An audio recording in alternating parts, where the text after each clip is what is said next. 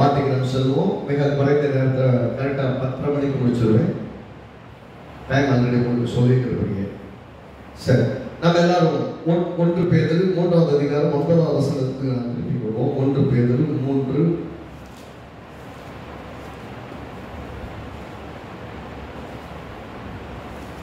1 பேதுரு 3:9.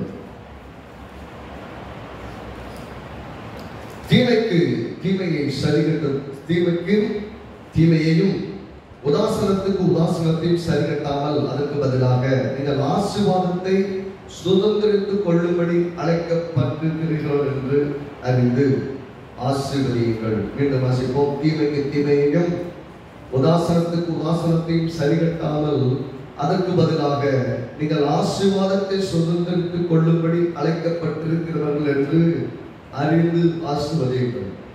நமக்கு அடிப்படையில் நாம் எதற்கு அழைக்கப்பட்டிருக்கிறோம் என்பதை குறித்த ஒரு ஆழமான வெளிச்சம் அல்லது வெளிப்பாடு அல்லது அறிவுன்னு சொல்லும் போது நான் எனக்கெல்லாம் அறிவு இல்லையா அப்படின்ற கேள்வியெல்லாம் இல்லை. எல்லாருக்கும் அறிவு இருக்கிறது. ஆனா என்ன விதமான அறிவுனா, நான் எதுக்கு இருக்கிறேன் என்கிற அறிவு இருக்குதா அப்படின்னு கேட்டீங்கன்னா நிறைய பேருக்கு அதனுடைய அர்த்தமே தெரியல. நான் ஏன் இருக்கிறேன், நான் ஏன் இந்த ஊர்ல இருக்கிறேன், நான் ஏன் இந்த வீட்டுல இருக்கிறேன், நான் இந்த இடத்துல ஏன் இருக்கிறேன், இந்த இடத்துல ஏன் படிக்கிறேன், இந்த இடத்துல ஏன் உழைக்கிறேன், இந்த கம்பெனியில் நான் ஏன் இருக்கிறேன் அப்படின்னு கேட்டீங்கன்னா உங்களை நீங்களே கேட்டு பாருங்களேன். You will know the purpose you are there. அந்த அர்த்தம் புரியலன்னா அந்த இடத்துல நீங்க சிறப்பா எதுவுமே செய்ய முடியாது. இந்த ஆலயத்தில் இருக்கீங்கன்னா why you are here, ஏன் மற்ற இடத்துல எங்கேயோ இல்லை, கர்த்தர் இங்கே நாட்டி இருக்கிறார். எங்கே ஏதோ உங்களை கொண்டு செய்வதற்காக, உங்கள் வாழ்க்கையை மாற்றுவதற்காக, உங்களுடைய வாழ்க்கையை மறுரூபமாக்குவதற்காக தேவன் இந்த இடத்துல வைத்திருக்கிறார் என்ற அர்த்தம். அப்படின்னா நீங்கள் ஆசீர்வாதத்தை சுதந்திரித்துக் கொள்வதற்காக அழைக்கப்பட்டிருக்கிறீர்கள் என்ற அறிவு ரொம்ப அவசியம். அப்படின்னா ஆசீர்வாதமாய் இருப்பது என்பது தேவ திட்டம். ஆசீர்வாதத்துக்காக நான் அழைக்கப்பட்டிருக்கிறேன் என்பதை குறித்ததான அறிவு ரொம்ப ரொம்ப அவசியம். அந்த அறிவு எனக்கு இருக்கும்போதுதான் கஷ்டங்கள், வேதனைகள், பலவீனங்கள், தூசணமான வார்த்தைகள், எதிராளிகளின் பொல்லாப்புகள், நமக்கு விரோதமான சதித்திட்டங்களை பார்க்கும் போதும் பயப்பட மாட்டோம். மாறாக ஒன்று நல்லா எழுந்திருப்போம். கர்த்தர் எனக்காக எல்லாவற்றையும் செய்து முடிப்பார். எனக்கு தீமையாகவே எல்லாரும் செய்தாலும் தீமையை கர்த்தர் நன்மையாக முடிய பண்ணுவார் என்ற நிச்சயம் நமக்கு. அதனால தேவன் சொல்லுகிறார் உபாகமத்துல எல்லா சாபத்தை விட்டுட்டு எல்லாம் பண்ணிட்டு போயிடலாம். அதாவது பாலாக்கு வந்து பிள்ளைய வேலை பேசி, தீர்க்கதரிசி வேலை பேசி, நீ வா எனக்காக இஸ்ரவேல் ஜனங்களை சாபத்தை விடுகிறார். அவன் சபிக்கிறதுக்கு வந்து சாபத்தையும் விடுகிறவங்கள பார்க்கிறான். ஆனா கர்த்தர் சொல்லிட்டாரு, என் ஜனங்கள் ஆசீர்வதிக்கப்பட்டவர்கள், அவரை ஆசீர்வதிக்கிறத தவிர நீ ஒன்றையும் செய்யக்கூடாதுன்னு. அப்படின்னா அடிப்படை நாம் தெரிந்திருக்க வேண்டியது என்னாகமத்தின் புஸ்தகம் 23வது அதிகாரத்துல, என்னாகமத்தின் புஸ்தகம் 23வது அதிகாரம்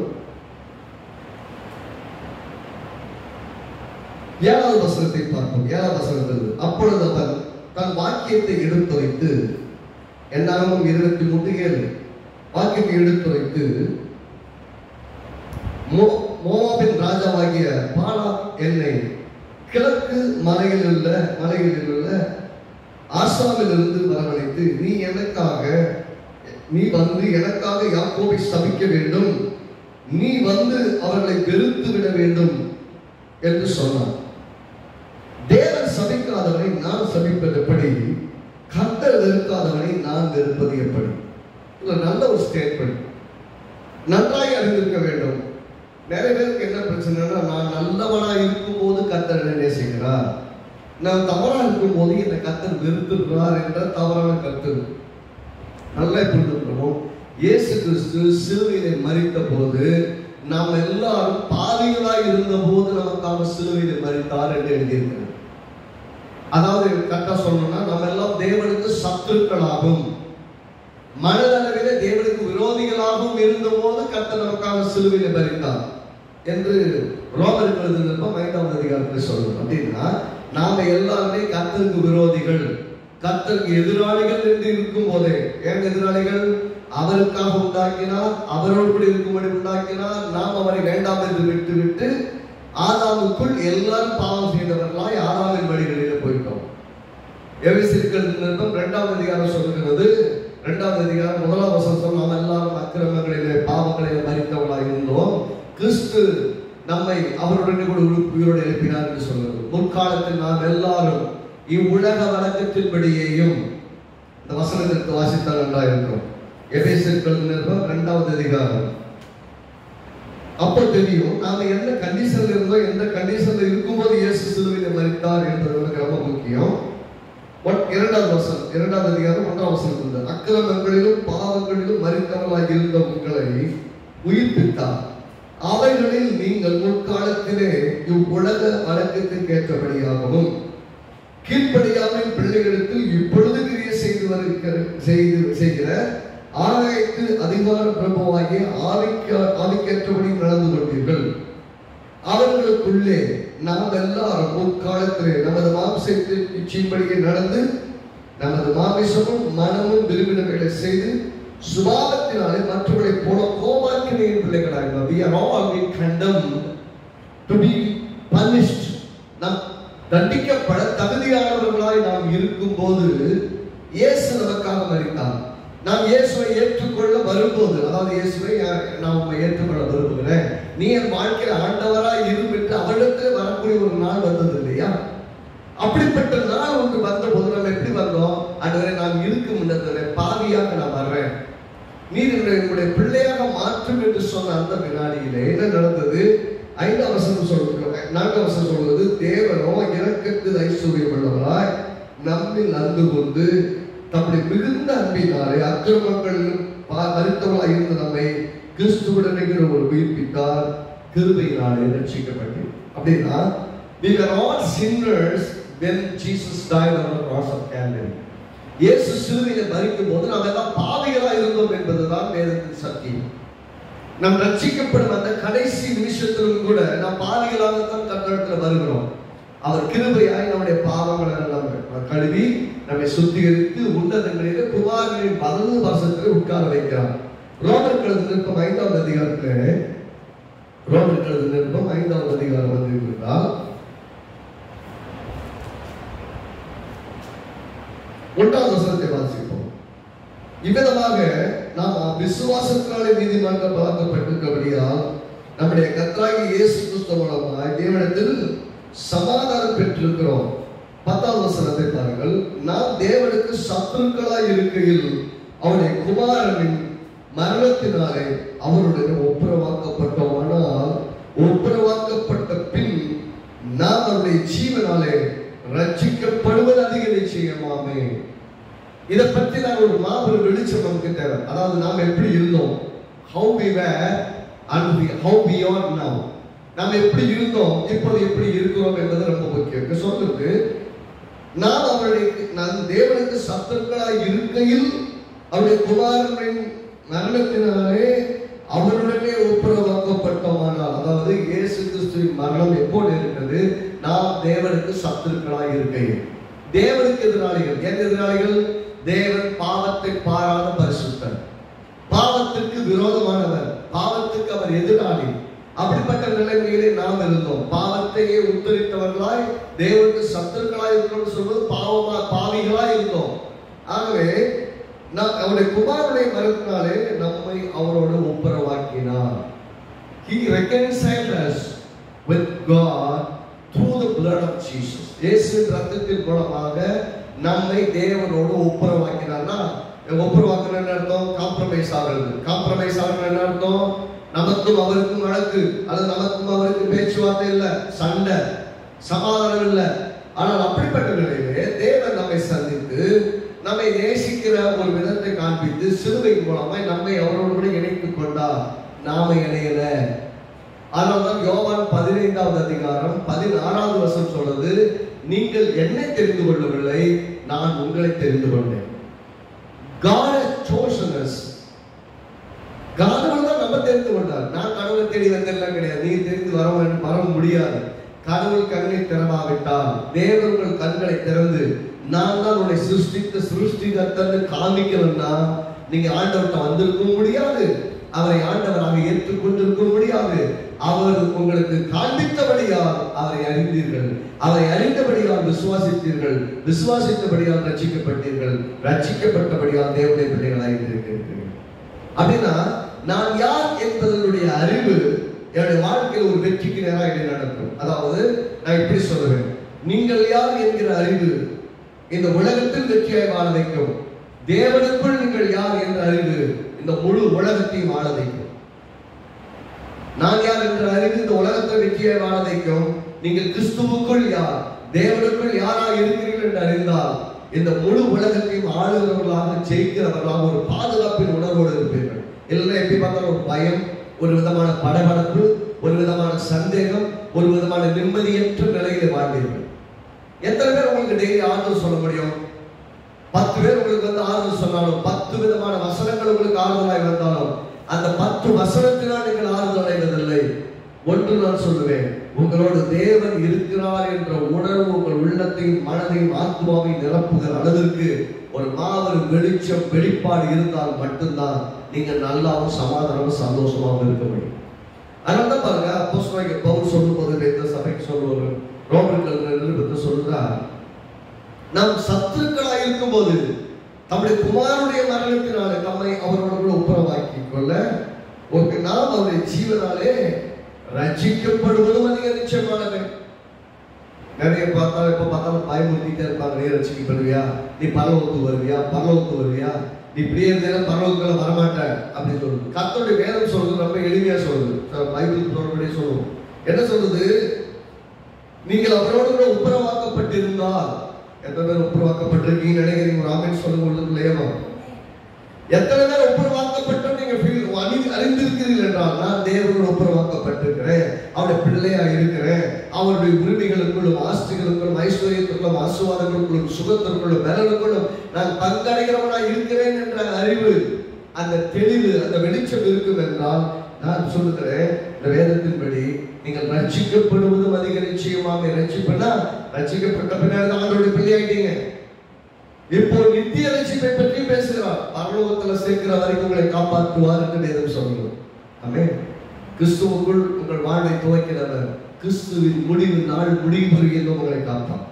அப்படின்னா ஒரு நாளைக்காக கிடையாது, ஒவ்வொரு நாள் வாக்குத்தத்த வசனங்களை தேடி அலைவதில்லை. ஒரு நாளாவது கர்த்தருடைய வார்த்தை கூட பேசாதான் அலைவதில்லை. நீங்க தேவ சமூகத்தை உட்காரும் போது தேவரில் என்னோட கூட இருக்கிறீர். எல்லாம் சொல்லுங்களேன், தேவரில் என்னோட கூட இருக்கிறீங்க ஆண்டவரே. எங்க இருக்கிறீங்க ஆண்டவரே அப்படின்னு கேட்டீங்கன்னா, கர்த்தரை குறித்த அறிவு எனக்கு இல்லைன்னு இருக்கும். திரும்ப சொல்றேன், கர்த்தாவே நீர் எங்க இருக்கிறீர், என் பிரச்சனைக்கு தெரியலையான்னு கேட்டீங்கன்னா, உங்க தேவன் எங்க இருக்கிறான்னு உங்களுக்கு தெரியல. அவர் உங்களுக்குள் இருக்கிறார். உங்களுக்குள் விழாது உங்கள் தேவனாக இருக்கிறார். என் கூட இருக்கிறார், எனக்குள் இருக்கிறார் என்கிற பயம், நம்பிக்கை, தைரியம் யாருக்கு இல்லையோ அவங்க எல்லாம் பாருங்க தேடிக்கிட்டே இருப்பாங்க. அவங்க வந்து ஜெபம் பண்ண மாட்டாங்களா, அவங்க எதை சொல்ல மாட்டாங்களா, இவங்க வந்து பார்க்க மாட்டாங்களா, இவங்க வந்து எதை சொல்ல மாட்டாங்களா, ஏதாவது ஒன்று தேடிக்கிட்டே இருப்பாங்க. ஆனால் நன்றாய் அறிந்தவர்கள் நம்முடைய தேவனாகிய கர்த்தரை அறிந்திருக்கிறதுடன் கொண்டு தைரியமாக இருப்பார்கள், நம்பிக்கை கொண்டிருப்பார்கள். எனக்கு கர்த்தர் இருக்கிறாங்க, யார் இருந்தாலும் இல்லாவிட்டாலும், யார் என்னை நேசித்தாலும் நேசிக்காவிட்டாலும், யார் என்னை ஆதரித்தாலும் ஆதரிக்காவிட்டாலும், யார் எனக்கு துணையை நின்றாலும் நிற்காவிட்டாலும், என் தேவன் என்னை நேசிக்கிறார், எனக்கு துணை இருக்கிறார், எல்லா சூழலும் எனக்கு ஆதரவாக இருக்கிறார், எல்லாரும் இருந்தாலும் என்னை நேசிக்க ஒருவர் இருக்கிறார். கடவுளுடைய நேசம் நம்ம அவ்வளவு பெரிதா இருக்கிறபடியால் அந்த நேசத்தை குறித்த ஒரு அறிவு நமக்கு இருக்க வேண்டும். அதனால பாத்தீங்கன்னா எபேசியர் நிருபத்திலே 2வது அதிகாரத்தை வாசிப்போம். அது எபேசியர் நிருபத்திலே 1வது அதிகாரத்துல அதே மாதிரி சபைக்கு எப்படிப்பட்ட ஜெபத்தை ஏறெடுக்கணும்னு சொல்லும்போது 14வது வசனத்திலிருந்து 1வது எபேசியர் நிருபம் 1வது அதிகாரம் 10வது வசனம், இடைவிடாமல் உங்களுக்காக ஸ்தோத்திரம் பண்ணி என் ஜெபங்கள் உங்களை நினைத்து நம்முடைய கர்த்தராகிய இயேசு கிறிஸ்துவின் தேவனும் மகிமையின் பிதாவுமானவர் தம்மை நீங்கள் அறிந்து கொள்வதற்கு, எல்லாத்தையும் அறிந்து கொள்வதற்கு ஞானத்தையும் தெளிவையும் அளிக்கிற ஆவியை உங்களுக்கு தந்துள்ள வேண்டும் என்றும். அவருடைய ஜெபம், முதல் ஜெபம் என்ன? அவர் யார் என்று உங்களுக்கு தெரியும். Know God. Know who your God is. என் தேவன் யார் என்று அறிந்தால் உங்களுக்கு வெற்றி நம்ம தூரத்தில் கிடையாது. வெற்றிக்குள்ள வாழ்றீங்கன்னு அர்த்தம். எப்போ உங்கள் தேவன் யாருன்னு சரியா தெரியலையோ அப்போ உங்கள் தேடுதல் தான் பெருசா இருக்கும். நான் சொல்றேங்க, நீங்க உலகம் முழுவதும் 1000 இடத்துக்கு போனாலும் 1000 பேர் உங்களோட கூட வந்து இருந்து உங்களுக்காக ஆறுதல் சொல்லி உங்களுக்கு ஜெபம் பண்ணாலும் உங்களுக்கு என்ன பண்ணாலும் அவங்களும் யாரா இருந்தாலும் இயேசுவை நாமத்தில் தான் ஜெபிக்கிறாங்க, இயேசுவின் நாமத்தில் தான் உங்களுக்கு ஆலோசனை சொல்றாங்க, இயேசுவினுடைய வார்த்தைகள் தான் சொல்றாங்க. இதுல ஒன்றும் ஸ்பெஷலா நீங்க பெற்றுக்கொள்ள போவதில்லை. ஒன்றை அறிந்து கொள்ளுங்கள், உங்களோடு கூட தேவன் இருக்கிறார் என்ற உணர்வு மேலோங்க மேலோங்க மேலோங்க. அதாவது திரும்பிய சொல்லணும்னா, கர்த்தருக்குள் நான் இருக்கிறேன், கர்த்தர் எனக்குள் இருக்கிறார் என்கிற அறிவு பெருக பெருக பெருக பெருக இந்த உலகத்தில் இருக்கிற எல்லா பிரச்சனையும் உங்கள் பார்வையில் மிக சிறியதாய் தெரியும். ஏனென்றால் உலகத்தில் இருக்கிறவன் உங்களில் இருக்கிறவன் பெரியவன். உங்கள் பிரச்சனைகளை பார்க்கலும் பெரியவர், உங்கள் தேவைகளை பார்க்கலும் பெரியவர், உங்கள் மன எதிர்பார்ப்புகளை விட அவர் பெரியவராக இருக்கிறார். ஆகவே உங்க தேவை எவ்வளவு பெரிய சைஸா இருந்தாலும் அதை விட அவர் பெரியவர். அவர் அவ்வளவு பெரிய தேவனை நீங்கள் தெய்வமாய் கொண்டிருக்கிறீர்கள். அதனால நீங்க ஜெபம் பண்ணும்போது சொல்றாரு, உங்கள் தேவன் யார்கள்? தம்மை நீங்கள் அறிகிறதற்கான அறிந்து கொள்வதற்கான ஞானத்தையும் தெளிவையும் அளிக்கிற ஆவி உங்களுக்கு தந்துள்ள வேண்டும் என்றும் தாம் நம்மை அழைத்ததுனால நமக்கு உண்டாயிருக்கிற நம்பிக்கை என்ன? அவர் நம்ம அழைத்தாலும் சும்மா வேஸ்ட் அழைக்கலைங்க, ஒரு பெரிய நோக்கத்திற்காக அழைத்திருக்கிறார். நம்பிக்கை வேணும். என்னை கொண்டு தேவன் பெரிய காரியங்களை செய்ய அழைத்திருக்கிறார். என்னை கொண்டு பெரிய அலட்சியை ஏற்படுத்த தேவன் ரட்சித்திருக்கிறார். என்னை கொண்டு பெரிய மாற்றத்தை ஏற்படுத்த தேவன் விரும்பி இருக்கிறார். ஆகவே என் வாழ்க்கை ஒரு அர்த்தமுள்ள வாழ்க்கை என்று அறிந்தீர்களா? உங்களை சுற்றி என்ன நடக்குதுங்கிற பற்றி இல்லை, எல்லா சூழ்நிலைக்கும் சமாதானமாக இருப்பீர்கள். இன்னைக்கு பார்த்தீங்கன்னா சுற்றி சுற்றி பயம், எங்க பார்த்தாலும் பயம். இப்ப நான் உங்களுக்கு அறிவுரை சொன்னேன், பயத்தினால் அல்ல பாதுகாப்பிற்காக. பயத்தை ஏதோ ஆகி போயிடும் அப்படிங்கிறது கிடையாது. ஒன்னாவது எல்லாத்தையும் தான் சொல்லிட்டு வர, ஒன்று உங்களை சேதப்படுத்தாது. எல்லாம் சொல்லுங்க, ஒன்றும் என்னை சேதப்படுத்தாது, எனக்கு ஒரு டேமேஜ் நடக்காது. கர்த்தர் எல்லா தீங்கிலிருந்து என்னை காப்பாற்றுவார். எனக்கு சுற்றிலும் 1000 போராட்டங்கள், 1000 எதிராளிகள், 1000 சவால்கள் வந்தாலும் அதன் மத்தியிலே காப்பதற்கு தேவன் என்னோடு இருக்கிறார். அவங்க கர்த்தரை கூட இருக்கிறாங்க. உலகங்களுக்குள்ள வளர வளர வளர யார் பயப்படுறா?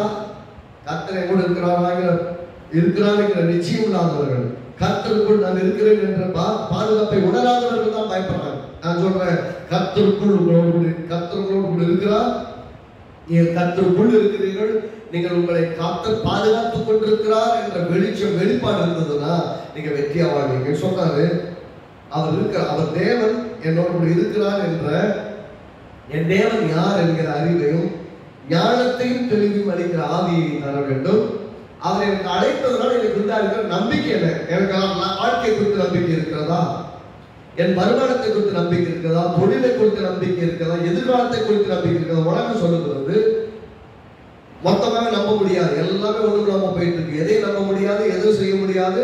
ஆகவே நம்ம எதுவுமே செய்ய முடியாதுன்னு உலகம் சொல்லிட்டு இருக்குது. ஆனால் கர்த்தருடைய வார்த்தை சொல்றது நமக்கு ஒரு நம்பிக்கை இருக்கிறது. நம்மை அழைத்ததுல ஒரு நம்பிக்கை இருக்கிறது. உங்கள் வேஸ்ட் அழைக்கலங்க, உங்களை கொண்டு பெரிய காரியங்களை செய்ய தேவன் அழைத்திருக்கிறார். You are totally unique from every people around and you are totally unique for the purpose of God. மற்றவங்களோட நீங்க ரொம்ப வித்தியாசமானவர்கள், விசேஷித்தவர்கள். வித்தியாசமானவங்க சொல்றத விட விசேஷித்தவர்கள் என்றது சரியான வார்த்தை. நிறைய இடத்துல கர்த்தர் அப்படிதான் யூஸ் பண்றாரு. எப்படி யூஸ் பண்றாரு? மத்தேயு சுவிசேஷம் 6வது அதிகாரத்துல சொல்றாரு, நீங்கள் விசேஷித்தவர்கள் அல்லவா, you are so special to me. அப்பத்துக்காக கவலைப்படுறது ஏன்? சாப்பாட்டுக்காக கவலைப்படுறது ஏன்? ட்ரெஸ்ஸுக்காக கவலைப்படுறது, எங்க குடியிருக்கலாம்னு கவலைப்படுறது, குடியிருக்கிற வீட்டை குறித்தும் ட்ரெஸ் குறித்தும் பொருளாதாரத்தை குறித்தும் கவலைப்படுவது. சிலருக்கு இல்லைன்னு கவலை, சிலருக்கு ரொம்ப இருக்கேன்னு கவலை. பார்த்திருக்கீங்களா அந்த மாதிரி பிரச்சனைய? ஆரம்பத்துல நானும் இல்லைங்கிற கவலையில நிறைய இருக்கு. அதுக்கப்புறம் என்னன்னா நிறைய இருக்கேன்னு கவலை. ஏன்னா சில வீடுகளில் போய் பாருங்களேன், பீரோவை திறந்தா அடிக்க வச்சிருக்க மாட்டாங்க, திணிச்சு வச்சிருப்பாங்க. ஏன் அப்படின்னா அவ்வளவு இருக்குது. இதுல என்ன பிரச்சனைனா, அதுல எதை எடுத்து போடுறதுக்கு பிரச்சனை. அவங்க 6வது நேரத்தில் வரணும், இல்ல ஒரு ஃபங்க்ஷனுக்கு போகணும், ஏதோ போகணும்னா எந்த ட்ரெஸ் எடுத்து போடுறதுங்கிற அளவுக்கு பிரச்சனை இருக்கு. சிலருக்கு இல்லாதனால நீங்க நினைக்கிறீங்க இல்லைன்னா தான் சிலருக்கு கவலை இல்லை. இல்ல இல்ல, நிறைய இருந்தாலும் கவலை இருக்கு, நிறைய இருக்கும்போதும் கவலை இருக்கு. பாத்தீங்கன்னா சில சமயம் ஒரு மாலுக்கு போறீங்கன்னு வச்சுக்க, உதாரணத்துக்கு ஒரு மாலுக்கு போறீங்க, அங்க பாத்தீங்கன்னா சுற்றி ஃபுட் கோர்ட்டு, எல்லா விதமான சாப்பாடு இருக்கு, ஊர்வனை, பரப்பனை, நடப்பனை, நிற்பனை எல்லாமே இருக்குது. நடுவில் கொஞ்சம் டேபிள போட்டு வச்சிடறாங்க. இப்ப என்ன பண்ணுறது, எதை வாங்கி சாப்பிடுவது என்பதிலே கவலை. எல்லாம் சாப்பிட முடியாது, எதாவது சாப்பிடணும், எதை வாங்கி சாப்பிடுறதுக்கு கவலை. அதுபோல சாப்பிடுவது குறித்து கவலை இருக்கு. ட்ரெஸ் இருக்குது வீட்டுல, எந்த ட்ரெஸ் போடுறதுன்னு கவலை இருக்குது. அதாவது இல்லாம இருப்பதனால் ஒரு கவலை, மிகவும் அதிகமாக இருப்பதிலும் ஒரு கவலை இருக்கு. ஆனா கவலை இருக்கிறது உங்களுக்கு பெருசா ஒன்றும் பெரிய இம்பாக்ட் உண்டாக போறதில்ல. ஆனால் ஒன்றுமே இல்லாமல் இருக்கும் நிலையிலிருந்து எல்லாவற்றையும் உடையவர்களாய் கர்த்தர் மாற்றி, எதை செலக்ட் பண்றது தெரியாத அளவுக்கு, எதை சாப்பிடுறதுன்னு தெரியாத அளவுக்கு கொண்டு வைக்கிறார் பார்த்தீங்களா, அதுதான் ஆசீர்வாதம். கர்த்தர் உங்கள் ஒவ்வொருவரையும் அப்படிப்பட்ட விதத்திலும் அப்படிப்பட்ட ஸ்தானத்திலும் கொண்டு வருவதற்காக உங்களை கரப்பிடித்திருக்கிறார். ஆனா மத்தவங்க என்ன சொல்றாங்களே கவலைப்படாதீங்க, நம்மை அழைத்தவரை ஒரு நம்பிக்கை இருக்குது. எல்லாம் சொல்லுங்க, அழைத்ததுல நம்பிக்கை உண்டு. ஏன்னா நான் காலியா வாழப்போறதில்ல, ஒண்ணுமில்லாம வாழப்போறதில்ல, இல்லாமையில வாழப்போறதில்ல. நான் எல்லாவற்றையும் உடையவனாக, ஆசீர்வதிக்கப்பட்டவனாக, நிறைவுள்ளவனாக, குறைவற்றவனாக, செழிப்புள்ளவனாக வாழ நான் அழைக்கப்பட்டிருக்கிறேன். I have been called to be a blessing to everyone around me. நான் எல்லாரும் சுத்தி இருக்க எல்லாருக்கும் ஆசீர்வாதமா இருக்க, நான் செழிப்பா இருக்க, என் மூலமாய் அநேகர் ஆசீர்வதிக்கப்பட தேவன் பிரியமா இருக்கிறார். இதை பார்க்கும்போது இந்த தேவனை அறிகிற நம்முடைய தேவன் யார் என்பதை குறித்து நல்லா படம் போட்டு காட்டிட்டார். இதுக்கப்புறம் என் தேவன் யார் என்று எனக்கு யாரோ ஒருத்தர் சொல்வதல்ல, எனக்கு தெரியும். எத்தனை பேர் இப்படி சொல்ல முடியும்? உங்க குடும்பத்துல யாரோ ஒருத்தரை பத்தி எனக்கு தெரியும், இவங்களை எனக்கு நல்லா தெரியும், அவங்க நல்லவங்க, அவங்க ஆண்டோடைய பிள்ளை, அவங்களை பத்தி எனக்கு எந்த விதமான சந்தேகங்களை நீங்க சொல்ற அளவுக்கு சிலர் இருக்கிறாங்கன்னா அது தேவன். அப்படி I know them அப்படின்னு சொல்றீங்கன்னா that is the validation from God. கடவுளிடத்துல உங்களுக்கு கிடைக்கப்பட்டது வேலிடேஷன். மனுஷன் மாறிடுவான் பாருங்க, உங்களை நல்லா தெரியும், உங்களை நேசிக்கிற சொல்றவன் மாறிடுவான். ஆனால் கர்த்தர் எப்போதும் நேசிக்கிறவன். Know God and you will conquer over everything. கடவுளை அறிவு நமக்கு இருக்க பெருக பெருக வாழ்க்கை வெற்றியா இருக்கும். மீண்டும் என்ன 23 வரும். 23ல என்ன 23ல சொல்றாரு, தேவன் சபிக்காதவரை நான் சபிப்பது எப்படி? நான் இன்னைக்கு உங்களை சொல்றேன், உலகமே உங்களுக்கு எதிராக சாபத்தீரான வார்த்தைகளை சொன்னாலும் நீங்கள் சபிக்கப்பட்டவர்கள் அல்ல, ஆசீர்வதிக்கப்பட்டவர்கள். அது சொல்றாரு, கர்த்தர் வெறுக்காதவரை நான் வெறுப்பது எப்படி? Are you feeling God has abandoned? கர்த்தர் உங்களை கைவிட்டார்னு நினைக்கிறீங்களா? கர்த்தர் உங்களை வெறுக்கிறாருன்னு நினைக்கிறீங்களா? கர்த்தர் என் கூட இருந்து எனக்கு ஏன் அப்படி நடக்குதுன்னு நினைக்கிறீங்களா? கிதியோன் அப்படிதான் கேள்வி கேட்டான். பராக்கிரமசாலி, கர்த்தர் உன்னோடு கூட இருக்கிறார். அவன் கேட்கிற, கர்த்தர் என் கூட இருந்தா நான் எதுக்கு இப்படி குகையில வந்து உட்கார்ந்து இருக்கிறேன்? குகையில வந்து ஏன் உட்கார்ந்து இருக்கணும்? இப்படி ஒளிஞ்சு இந்த அழிக்கக்கூடிய பெருசு என்னுடைய பொருள்களை பாதுகாக்கிறதுக்கு ஏன் வயல்ல வந்து இன்னைக்கு வந்து ஒளிஞ்சு உட்கார்ந்து வேலை பார்த்து இருக்கிற அந்த கொஞ்சம் தானியத்தை நான் சேர்த்துட்டு இருக்கிறேன்? கர்த்தர் என் கூட இருந்தா எனக்கு ஏன் இதெல்லாம் நடக்குதுன்னு கேள்வி கேட்கிறீங்கன்னா, know your God. நீங்க கடவுளோடு இல்லைன்னா நான் சொல்றேன், அன்னைக்கு கிதியோன் கதை தான். கடவுள் அவரோடு இல்லாவிட்டால் அவன் அந்த கொஞ்சம் தானியத்தை கூட சேர்த்திருக்க முடியாது. அவன் விதைத்தவனுடைய பலனையும் எடுத்திருக்க முடியாது, அந்த கொஞ்சம் தானியத்தை சேர்த்திருக்க முடியாது. அதனால கர்த்தர் அவனுக்கு சொல்கிறார், பராக்கிரமசாலியை கர்த்தர் உன்னோடு கூட இருக்கிறார். இந்த வருஷத்துல கர்த்தர் சொல்லியிருக்கிறார், சமயத்துக்கு ஏற்றபடி செய். As the situation demand, do whatever the things that is right. God is with you. அப்படின்னா கடவுள் உங்களுக்கு சாய்ஸ் கொடுத்திருக்கிறார் இந்த வருஷத்துல. God has given you the choice to select what you want to do. எதை செய்யணுமோ அதை செலக்ட் பண்ணி செய்யுங்க. God is trusting you. கடவுள் உங்களை என்னை நம்புறார். எல்லாம் சொல்லுங்க, கடவுள் என்ன நம்புறார். அவருக்கு தெரியும் நான் கரெக்டானதை செலக்ட் பண்ணுவேன். ஏனென்றால் கர்த்தர் ஒவ்வொரு காலகட்டத்திலும் தீர்மானங்களை எடுக்கவும், காரியங்களை செலக்ட் பண்ணவும், ஒவ்வொரு சூழ்நிலைக்கு எதுவாக நான் செயல்படவும் என்னை கர்த்தர் கரெக்டாக நடத்துகிறார். ஆமென். கர்த்தர் உங்களை நடத்துவார். When the situation demands, you will take an appropriate and a right decision at appropriate and right time. சரியான நேரத்தில் சரியான சூழ்நிலையிலே நீங்கள் ஒரு நல்ல தீர்மானத்தை எடுப்பதற்கு தேவன் உங்களுக்கு உதவி செய்வார். ஆகவே நீங்க தீர்மானம் எடுக்கும்போது தடுமாற்றம் இருக்காது, உள்ளத்தில் பெரிய சமாதானம் இருக்கும். தப்பா எடுத்துட்டேனும் அப்படின்னு நினைக்க வேண்டியது வராது. ஏனென்றால் உங்களை நடத்துகிறவர் தேவன். நீங்க சொல்றாரு, உங்கள் தேவனாகிய கர்த்தரை அறிந்திருக்கிறீர்கள் என்றால், உங்கள் தேவனாகிய கர்த்தர் யார் என்று அறிந்தால் அவர் எப்படிப்பட்டவர்? கர்த்தர் உங்களை சபிக்கவில்லை. அப்படின்னா தேவன் உங்கள் மேல் எந்த காலத்திலும் சாபத்தை வர்ஷிப்பதில்லை. ஏனென்றால் உங்கள் மேல் வர வேண்டிய நியாயமான சாபங்கள் அனைத்தையும் இயேசு கிறிஸ்துவின் சிலுவையில் வைத்தார். இயேசு சிலுவையின் மேலே சாபத்தை சுமந்தார். அவருடைய தலையின் மேல் முள்முடி வைக்கப்பட்டது. இதனுடைய அடையாளம் என்ன? பூமி முழுவதும் முன்னிமித்தம் சபிக்கப்பட்டிருக்கும். இந்த பூமி முள்ளையும் குறுக்கையும் விளைவிக்கும் என்று கர்த்தர் சொன்னாரே, அந்த முள்முடியை எடுத்து சாபத்தை எடுத்து இயேசு கிறிஸ்துவின் தலையின் மேல் வைக்கப்பட்டது. இயேசு நம்முடைய சாபத்தை சுமந்தார். ஆகவே சாபம் இன்றைக்கு இந்த தேசத்திற்குள்ள நமக்குள்ளும் இல்லை. ஆனா தேசத்துக்குள்ள இருக்கிற எல்லாமே சாபத்தில் தான் இருக்கு. ஏனென்றால் ரட்சிப்புக்காக பூமி காத்துக் கொண்டிருக்கிறது. புதிய வானம் புதிய பூமி சிருஷ்டிக்கப்படும் நாளுக்காக பூமி காத்துக் கொண்டிருக்கிறது.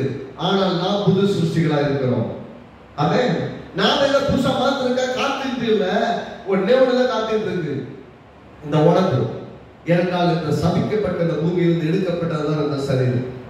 இந்த சரீரம் மகிமையான சரீரத்தை தெரிந்து கொள்வதற்காக காத்திருக்கிறது. ஏனென்றால் நமக்கும் ஒரு நம்பிக்கை இருக்கிறது, என் தேவனாகிய கர்த்தர் இந்த சரீரத்தை மறுரூபப்படுத்துவார்.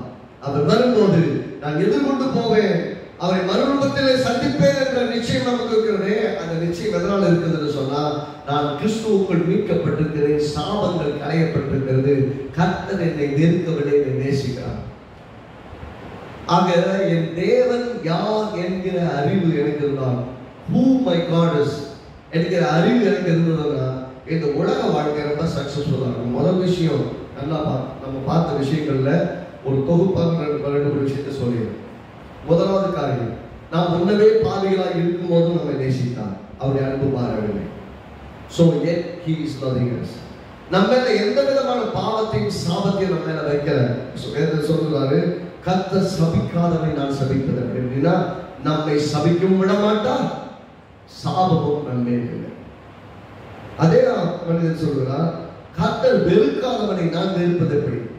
ஏனென்றால் அவர் வெறுக்கல. அதான் பாத்தீங்கன்னா நெகட்டிவாவே பேசுறோம், வாய் என்ன பேசும்? நெகட்டிவாவே பேசும். பார்த்துருக்கீங்களா? வேலைக்கு உருப்படாது, வாய்க்காது, வேலைக்காகாது, ஒன்றும் செட் ஆகாது, இப்படியே பேசுவாங்க. அப்படி அந்த ஆளுக்கு பார்த்தீங்கன்னா எப்போ வாயை திறந்தாலும் நெகட்டிவாக பேசுறாங்க. சில சொல்லுவாங்க செத்தாண்டா அப்படின்னா, உயிரோடு தான் இருப்பாங்க, ஏதோ காமெடி சொல்லியிருப்பாங்க, வேற ஏதோ பிரச்சனை இருக்குது, வேற ஏதோ சொல்லியிருப்பாங்க, செத்தாண்டா அப்படின்ற அந்த சாவு பேசுவாங்க. அப்படின்னா அவர்கள் நாவு சாவுக்கே பழகிப்பட்டு போச்சுன்னா, அல்லது சாபத்துக்கே பழகி போச்சுன்னா, எதிர்மறையானதுக்கே பழகி போச்சுன்னா, எப்ப பேசினாலும் எதிர்மறையாவே பேசுவாங்க. So train your tongue to speak the blessings, speak the good, and speak the good things. நல்லத பேசுறதுக்கு கத்துக்கணும். கர்த்தர் சொல்றாரு, உனக்கு முன்பாக ஆசீர்வாதத்தை வைக்கிறேன், சாபத்தை வைக்கிறேன், நன்மை வைக்கிறேன், தீமையை வைக்கிறேன், ஆசீர்வாதத்தை வைக்கிறேன், சாபத்தை வைக்கிறேன். நல்லது கெட்டது, ஆசீர்வாதம் சாபம் உனக்கு முன்னாடி வைக்கிறேன். என்ன சொல்றாரு? ஜீவனையும் மரணத்தை வைக்கிறேன். I am putting life and death before you. உனக்கு முன்னாடி ஆசீர்வாதத்தை வைக்கிறேன், சாபத்தை வைக்கிறேன், ஜீவனை வைக்கிறேன், மரணத்தை வைக்கிறேன், நன்மை வைக்கிறேன், தீமையை வைக்கிறேன், ஜீவனை தெரிந்து கொண்டு சொல்றேன். அப்படின்னா நமக்கு முன்னாடி ஆப்ஷன்ஸ் இருக்குது. பட் நம்ம செலக்ட் பண்ணது நாம தான் செலக்ட் பண்ணணும். இந்த வருஷத்துல ஒன்றை நம்ம சூஸ் பண்ணி ஆகணும். இந்த வருஷம் ஒரு வெற்றிகரமான வருஷமா இருக்கணும்னா சமயத்துக்கு ஏற்றபடி செய். கர்த்தர் நம்மோடு இருக்கிறான்னு சொன்ன, கர்த்தர் நம்மோடு இருக்கிறார். ஒரு சாய்ஸ் நம்ம எடுத்தாகணும். நம்முடைய தேவன் யார் என்கிற அறிவு நமக்குள் நாளுக்கு நாள் பெருகத்தக்கதாக தேவனையே நோக்கி பார்ப்போம். பிரச்சனைகளை அல்ல, அதை நோக்கி பார்ப்பது மட்டுமல்ல, செலக்ட் பண்றதுக்கு சூஸ் பண்றது. எதை சூஸ் பண்றோம்னா, வாயை திறந்தாலே விசுவாசிப்பதற்கு ஏதுவாக, விசுவாசத்தை வர்த்திக்கப்படுவதற்கு ஏதுவாக, நம்பிக்கை உண்டாக்குவதற்கு ஏதுவான வார்த்தையை தான் பேசுறதுங்கிற தீர்மானம். Decide to speak the good things and the light things and the blessed things. Decide பண்ணுங்க. அந்த டெசிஷன் உங்களை என்ன பண்ணும்னா, இல்ல, முடியல, முடியாது, கஷ்டம், நஷ்டம், பலவீனம் அப்படின்னு பேச விடாது. என்ன பண்ணும்? கர்த்தர் எனக்கு துணை செய்கிறார், நான் ஆசீர்வாதமா இருப்பேன், நல்லா வருவேன், ரொம்ப சக்சஸா வருவேன், நல்லா படிப்பேன், நல்லா உயர்வேன், நல்லா உழைப்பேன், நல்லா ஆசீர்வாதமா இருப்பேன், எனக்கு வருமானம் பெருகும், வாழ்க்கை பெருகும், எனக்கு பொருளாதாரம் செழிக்கும், நான் நல்லா இருப்பேன், பெருகிற 1000 மடங்கு பெருகுவேன்னு உங்கள் வாயை திறந்தால் விசுவாசத்தில் வார்த்தைகள் பெருக்கெடுத்து ஓடுகள் செய்யணும். அப்படி நடந்தா தான் ஆசீர்வாதம். இங்க சொல்றாரு, கர்த்தர் உங்களை சபிக்கவும் இல்லை, உங்களை பெருக்கவும் இல்லைன்னு சொல்றாங்க. காரணம் என்னன்னா, கர்த்தர் உன்னை சபிக்கல அப்படின்னா, இவன் சபிக்க வந்தவன் எப்ப பார்த்தா சாபம் விடுறாங்க, வாய் சாபத்துக்கு பழகினது.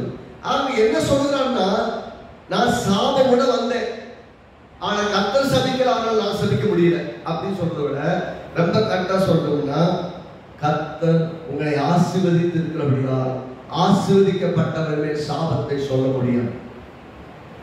எல்லாம் சொல்லுங்க, நான் ஆசீர்வதிக்கப்பட்டிருக்கிறேன், ஆகவே சாபத்தை என்ன யார் சொன்னாலும் அது என்ன பலிக்காது. சாபம் எத்தனை பேர் சொல்றது இல்ல, எத்தனை பேர் தூஷித்தாலும், எத்தனை பேர் உங்களை தவறாய் பேசினாலும், எத்தனை பேர் உங்களை அவதூறாய் பேசினாலும் அதை பற்றி பொருட்படுத்த வேண்டியது கிடையாது. ஏன் பொருட்படுத்த வேண்டியது கிடையாதுன்னா, என்னோட தேவன் இருக்கிறார், நான் ஆசீர்வதிக்கப்பட்டிருக்கிறேன், எனக்கு விரோதமாக எழுப்புகிற எந்த ஆயுதமும் வாய்க்காது, எனக்கு விரோதமாக எழுப்பப்படும் எந்த விதமான சாப வார்த்தையும் என்ன பலிக்காது. ஏனென்றால் 20ஆம் வசனம் பாருங்க, இதோ ஆசீர்வதிக்க கட்டளைப்பட்டேன். எல்லாம் சேர்ந்து வாசிப்போம். வாக்கு 23:20.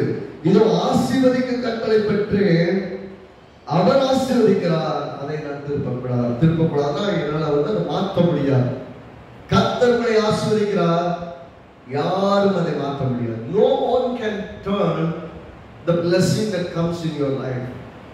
கடவுள் உங்களை ஆசீர்வதிக்கும் போது கடவுள் கையை பிடிச்சு நிப்பாட்டிட்டு, இல்லப்பா நானும் கொஞ்சம் சாபம் விட்டுக்கிறேன்னு சொல்ற மாதிரி ஒரு சூழலும் கிடையாது, ஒரு ஆளும் கிடையாது. ஏனென்றால் உங்களை ஆசீர்வதிக்கிறவர் சர்வவல்லமை. அவருடைய ஆசீர்வாதத்தை நல்லிப்பை பண்ணக்கூடிய அளவுக்கு அல்லது ஒன்றுமில்லாமல் போக பண்ணுகிற அளவிற்கு வல்லமையுள்ள ஒரு சாபம் இந்த பூமியிலே இல்லை. அப்படிப்பட்ட சபிக்கிற மிகப்பெரிய எக்ஸ்பர்ட்டா இருந்தாலும் நான் சொல்றேங்க, அவன் கருணாக்கு அவன் வாயை விட்டு சொன்ன அப்படியே படிக்கணும், 1000 கதையை சொல்லிக்கலாம், சரி, நாவை சிருஷ்டித்தவரும் தேவன், அந்த கருப்பா இருக்கிற நாக்க உண்டாக்கிறவரும் தேவன், அந்த சாபத்தையும் ஆசீர்வாதமாய் மாற்றுகிறவர் என்னுடைய தேவன். எல்லாம் பரவாயில்ல சொல்லுவோமே, சாபத்தையும் ஆசீர்வாதமாய் மாற்றுவார். ஆகவே சபிக்கிறவங்களை பார்க்காதீங்க, சாபம் விடுறவங்களை பற்றி பேச பார்க்காதீங்க, உங்களை சபிக்கிற வார்த்தைகளை கொண்டு உங்களை தூசித்து உங்களை மனமடி ஏற்படுத்துகிற மக்களை பார்க்காதீங்க. இந்த எல்லா சூழலை மத்தியிலும் என்னை நேசிக்கிற ஒரு தேவன் இருக்கிறார். He loves me so much. How much he loved me? He gave his life on the cross of Calvary.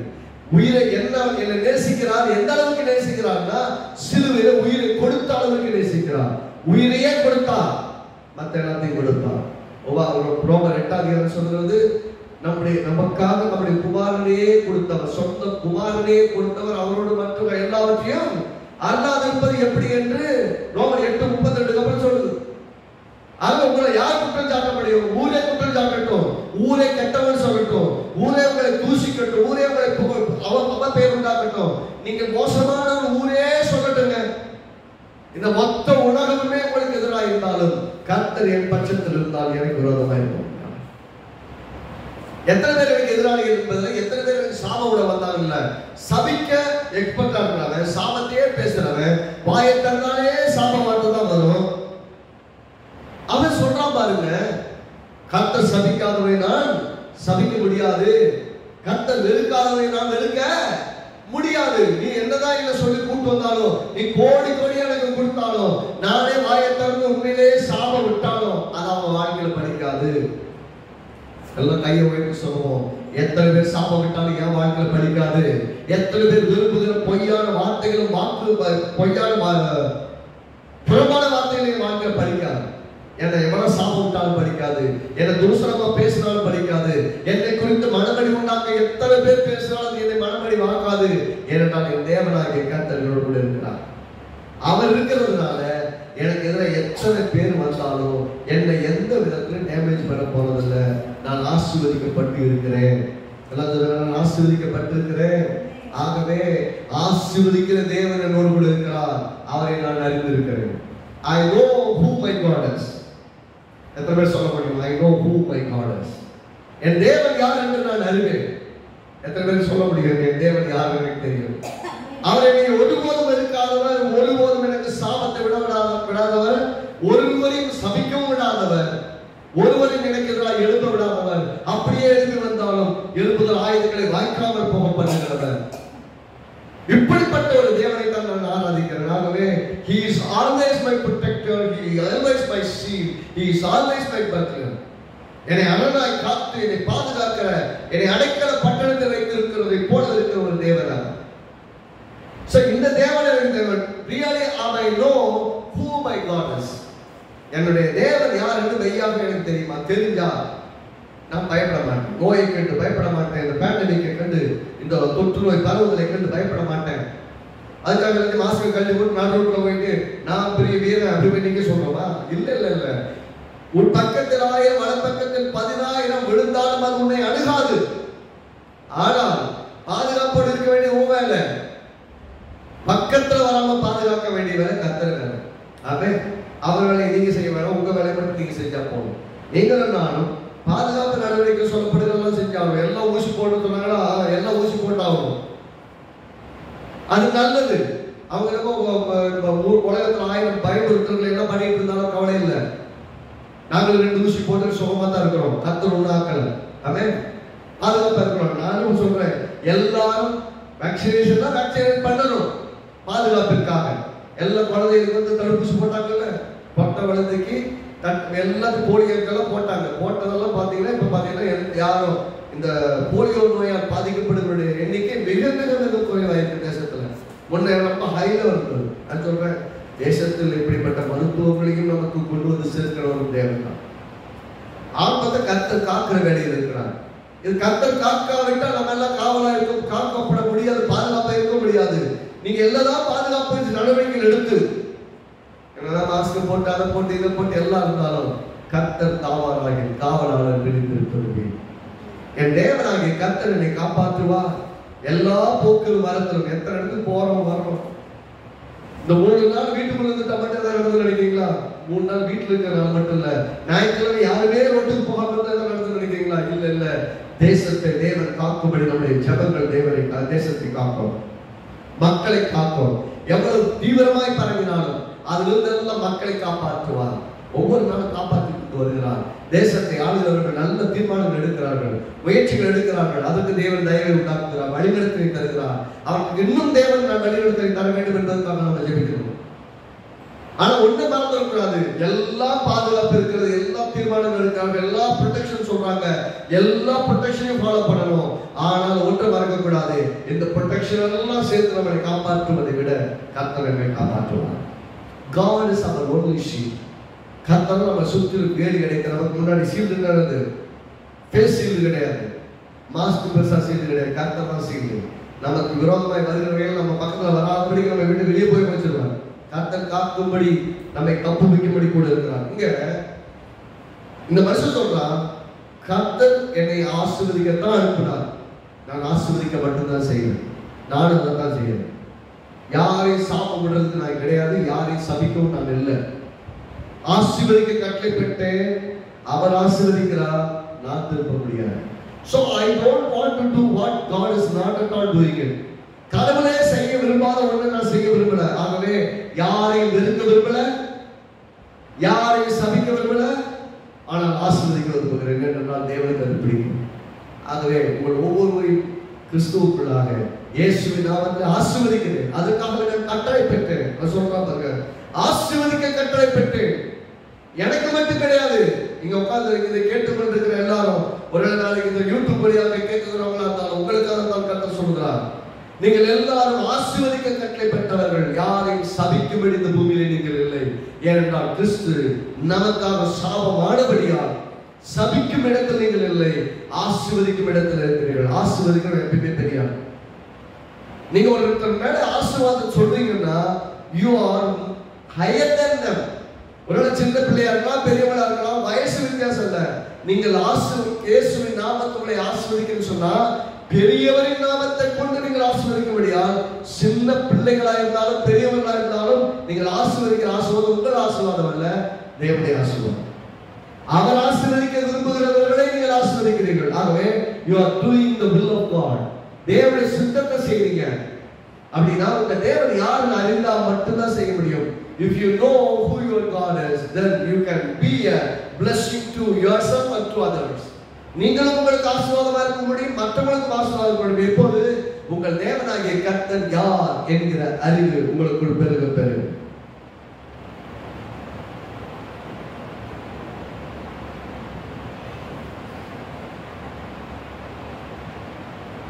பத்தாவது வசனம் பாருங்க. உபாகமம் 23:10 வாசிச்சு கொண்டிருக்காத பகுதியில் 10வது வசனம். யாக்கோபின் தூளை என்ன தங்கவன் யார்? இஸ்ரவேலின் காற்பைக்கு எண்ணுகிறவன் யார்? ஒரு குவார்டர் கூட எண்ண முடியாது. அதாவது ஒரு குவார்டர், அதாவது கால்வாசி மக்களை கூட எண்ண முடியாது. கவுண்ட்லெஸ் பீப்புளா இருக்கிறாங்க. நீதிமான் மரிப்பது போல் நான் மரிப்பேனாக, என் முடிவு அவன் முடிவு போல் இருப்பதா. சாபோட வந்தவன் சொல்றான், நான் செத்த அவன் மாதிரி சாபம். யார் மாதிரி? இந்த தேவ ஜனங்கள் மாதிரி. தேவன் பாருங்க இந்த ஜனங்கள் எப்படி பாதுகாத்து சாவோட வர அவங்களை சபிக்க முடியல. அவனும் பாதுகாப்பா இருக்காங்க. அவன் பாருங்க, நான் சொன்னேன்ல, நெகட்டிவாவே பேசி பழகின நாட்டுக்கு நெகட்டிவா தான் வரும். சொல்றான், வாழ்ந்தா அவனை மாதிரி வாழணும்னு சொல்றான். தான் கரெக்டான வார்த்தை.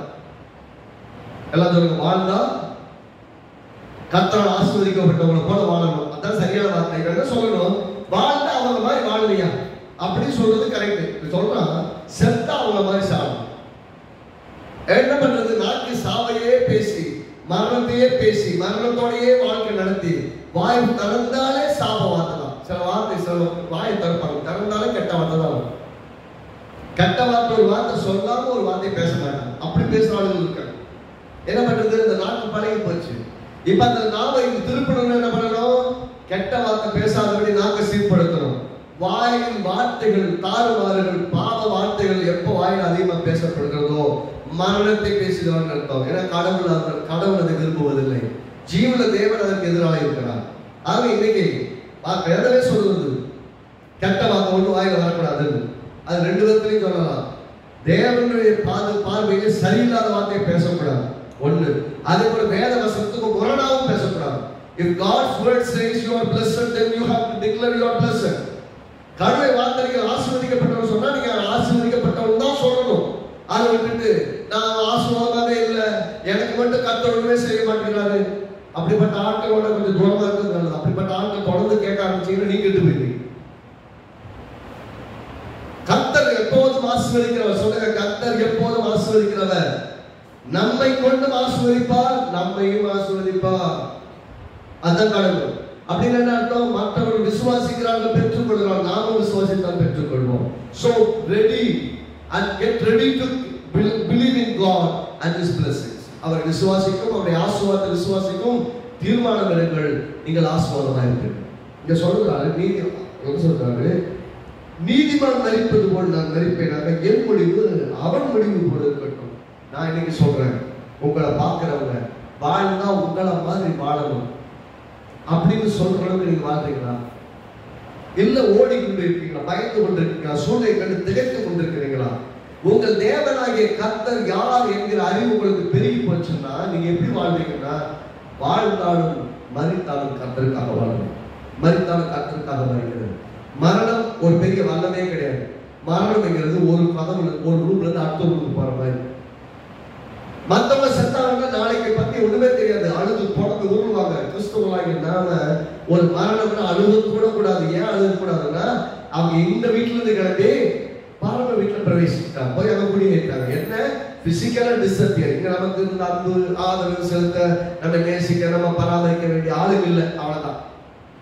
ஆனால் ஒரு நம்பிக்கை, அங்க பரலோகத்தில் போய் சேர்ந்திருக்கிறாங்க, தேவனோடு இருக்கிறாங்க, தேவனுடைய பாதுகாப்பில் இருக்கிறாங்க, தேவனுடைய இலைப்பாளர்களுக்குள் போயிருக்காங்க என்ற நிச்சயம். உங்க சொல்றான், மறிச்சா அவனை மாதிரி மறிக்கணும். நான் சொல்றேங்க, மரணத்தை பேசுவோமே, உங்க மரணத்தின் நாள் சொல்லும் நீங்க எவ்வளவு நல்லா வாழ்ந்தீங்க, நீங்க எவ்வளவு பேருக்கு ஆசீர்வாதம் இருந்தீங்க. உங்க மரணத்தின் நாள் சொல்லும். உங்களை பார்க்கிறவங்க சொல்லுவாங்க, நல்ல மனுஷையா அப்படின்னு சொல்றாங்களா, அது உங்களுக்கு கிடைக்க பெரிய பாக்கியம். அநேகருக்கு ஆசீர்வாதமா இருந்து அநேகர் ஆதாயப்படுத்தி இருக்கீங்கன்னா, நீங்க தனியா போற உங்களுக்காக ஒரு பெரிய கூட்டமே உங்களை தேடி வரும். நம்ம அது எதை பார்க்கலாம், ஒரு மரணம் கூட அவங்களுக்கு வேண்டியா இருக்கு. அவங்க யாரும் சாகிறது பார்க்கலாத. ஏன்னா சாபம் உடல, சாபம் வந்து யாரும் சாபம் இல்லை. அவன் எப்படி பார்க்கறான்னா தேவனுடைய பார்வையில் பார்க்கறான். செத்தா கூட வேற மாதிரி சாகணும். எப்படி சாகணும்? ஏன் சாகணும்? நல்லா கவனிக்கணும். இந்த வார்த்தையில் ஒரு உள்ளான அர்த்தம் இருக்குது. என்னுடைய மரணம் நீதிமான் மரிப்பது போல் நான் மரிப்பேனாக என்ற அர்த்தம். யாருங்க நீதிமான்? அங்க இருக்கவங்க நீதிமான் இவனுக்கு எப்படி தெரியும்? அவன் எப்படி பார்க்கிறான்? சிலுவையிலே கிறிஸ்துவுக்குள் மரித்தவர்களை பார்க்கிறான். இயேசு கிறிஸ்து சிலுவையை மரிக்க ஆயிரக்கணக்கான ஆண்டுகளுக்கு முன்னாக இந்த பிழையாவுடைய கண்கள் திறக்கப்பட்டு பார்க்கிறார். கண்கள் திறக்கப்பட்டு பேசுகிறான். அவன் தான் பேசுறான். சொல்றான் நீதிமான் மரிப்பது போல் மரிப்பேனாக. நான் சொல்றேன், அவன் மரணம் எந்த மரணத்தை பார்த்தான்? கிறிஸ்துவுக்குள் மரித்து உயிர்த்தெழுந்த மக்களை பார்க்கிறான். ஆகவே அந்த மக்களை பார்க்கும்போது நீதிமானாக பார்க்கிறான். அப்படிப்பட்ட மக்களுடைய வாழ்க்கை போல முடிஞ்சா, என் வாழ்க்கை முடிஞ்சா அவங்க வாழ்க்கை மாதிரி முடியும். நான் சொல்றேன், இன்றைக்கு மரித்தாலும் பரலோகத்தில் நிலைப்பார முடியும் என்கிற அளவுக்கு நமக்கு நிச்சயம் இருக்கிறது. ஏனென்றால் நம்முடைய தேவனாகிய கர்த்தரை அறிந்திருக்கிறார். மரணத்தையும் நாம் ஜெயித்திருக்கிறோம். மரணம் நம்முடைய வாழ்வில் மேலோங்கவில்லை. மரணமும் நம்மை ஆண்டு கொள்ளவில்லை. நான் சொல்றேன், உங்கள் பொருளாதாரமோ, படிப்போ, வாழ்க்கையோ, குடும்பமோ, தேவையோ, உங்களுடைய வாழ்க்கையின் எல்லா பகுதிகளோ, உங்கள் படிப்போ, உங்கள் தெரிந்தெடுப்போ, ஒரு வேலையோ, ஒரு பள்ளியோ, ஒரு கல்லூரியோ, எதுவாக இருந்தாலும், whatsoever the things that you are choosing in your life, first you know that God has everything in His control. முதல்ல அறிந்து கொள்ளுங்க, தேவன் எல்லாவற்றையும் தன்னுடைய கண்ட்ரோலுக்குள்ள வச்சிருக்கார். He knows better than me. He reveals everything whenever I need. அல்லது அவருக்கு என்ன அவருக்கு தெரியும், எப்பெல்லாம் எனக்கு தேவை அப்பெல்லாம் எனக்கு வெளிப்படுத்துகிறார். சரியான டெசிஷன் எடுக்க உதவி செய்கிறார்.